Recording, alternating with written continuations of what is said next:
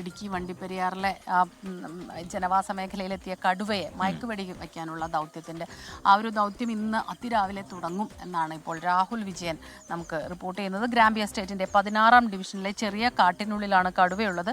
കടുവയ്ക്ക് ഒരു പരുക്ക് പറ്റിയിട്ടുണ്ട്, അതുകൊണ്ട് അധികം ദൂരേക്ക് അത് സഞ്ചരിക്കുന്നില്ല എന്നുള്ളതാണ്. വനം വകുപ്പ് വെറ്ററിനറി ഡോക്ടേഴ്സായ അനുരാജിന്റെയും അനുമോദന്റെയും നേതൃത്വത്തിലുള്ള സംഘം മയക്കുവെടി വെക്കാൻ എത്തിയിട്ടുണ്ട് എന്നുകൂടി രാഹുൽ വിജയൻ വണ്ടിപ്പെരിയാറിൽ റിപ്പോർട്ട് ചെയ്യുന്നു.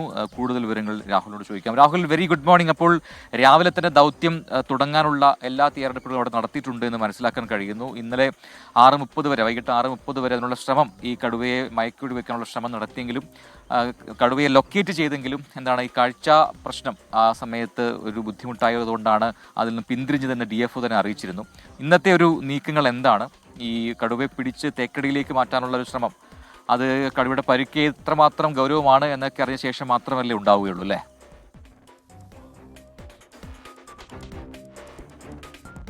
പ്രജിൻ, ഈ കടുവയെ വണ്ടിപ്പെരിയാർ ഗ്രാമ്പിൽ ഇറങ്ങിയ കടുവയെ മയക്കുവെടി വെച്ച് പിടികൂടാനുള്ള ദൗത്യം ഇന്നും തുടങ്ങും. രാവിലെ 8 മണിയോട് കൂടി ഈ ദൗത്യത്തിന് തുടക്കമാകും, അല്ലെങ്കിൽ അത്തരമൊരു നീക്കം ഉണ്ടാകും എന്നുള്ളതാണ് മനസ്സിലാക്കാൻ കഴിയുന്നത്. ഇന്നലെ അങ്ങനെയാണ് കോട്ടയം DFO N രാജേഷ് പറയുകയും ചെയ്തിട്ടുള്ള എല്ലാ തരത്തിലുള്ള സജ്ജീകരണങ്ങളും ക്രമീകരണങ്ങളും വനംവകുപ്പ് ഇവിടെ ഒരുക്കുകയും ചെയ്തിട്ടുണ്ട്.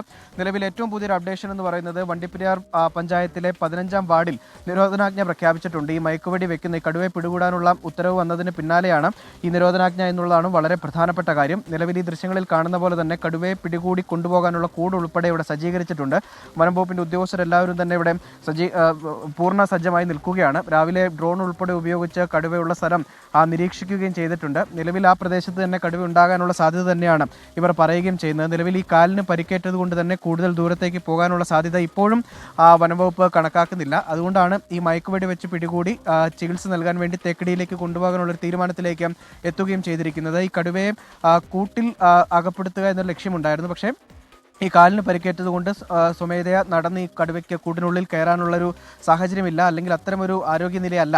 അതുകൊണ്ടാണ് മയക്കുവെടി വെച്ച് പിടികൂടുക എന്നുള്ളൊരു അവസാന തീരുമാനത്തിലേക്ക് പോവുകയും ചെയ്തിട്ടുള്ളത്. എന്തായാലും നാട്ടുകാർക്കും ആശങ്കയുണ്ട്. കഴിഞ്ഞ കുറച്ച് ദിവസമായി ഈ കടുവ ഈ ജനവാസ മേഖലയിൽ ഇങ്ങനെ തുടരുകയാണ്. പരിക്കേറ്റ് കൂടുതൽ ദൂരമൊന്നും സഞ്ചരിക്കുന്നില്ല എങ്കിൽ പോലും അത് ഈ ആളുകൾക്ക് ബുദ്ധിമുട്ടുണ്ടാക്കുന്നുണ്ട്. ഈ പ്രദേശം ഒരു എസ്റ്റേറ്റ് മേഖലയാണ്, തോട്ടം മേഖലയാണ്, തേയിലത്തോട്ടമാണ്. തൊഴിലാളികൾ ജോലി ചെയ്യുന്നൊരു മേഖല കൂടിയാണ്. അവർക്ക് ജോലിക്ക് പോകാൻ ഈ പ്രദേശത്ത്, ഈ കടുവയുള്ള പ്രദേശത്ത് കഴിയുന്നില്ല.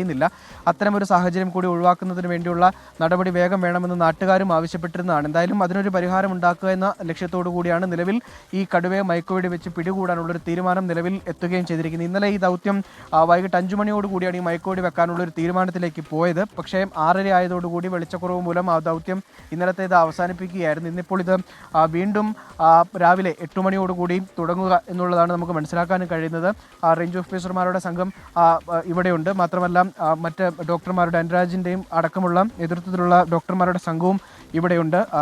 സാർ, എങ്ങനെയാണ് രാവിലത്തെ നടപടി? എങ്ങനെയാണ് രാവിലെ മഞ്ഞ് മാറിയാൽ ഉടനെ നടപടികൾ ആരംഭിക്കാനാണ് തീരുമാനിച്ചിരിക്കുന്നത്.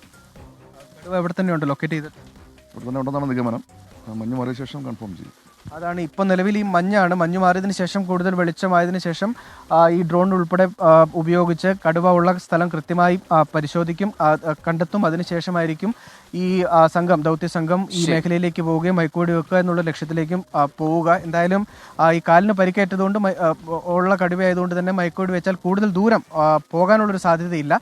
എങ്കിൽ കൂടിയും ഈ മേഖലയിൽ കൂടുതൽ ജാഗ്രത നിർദ്ദേശം നൽകുകയും ചെയ്തിട്ടുണ്ട്. പ്രജിൻ, സ്മിത.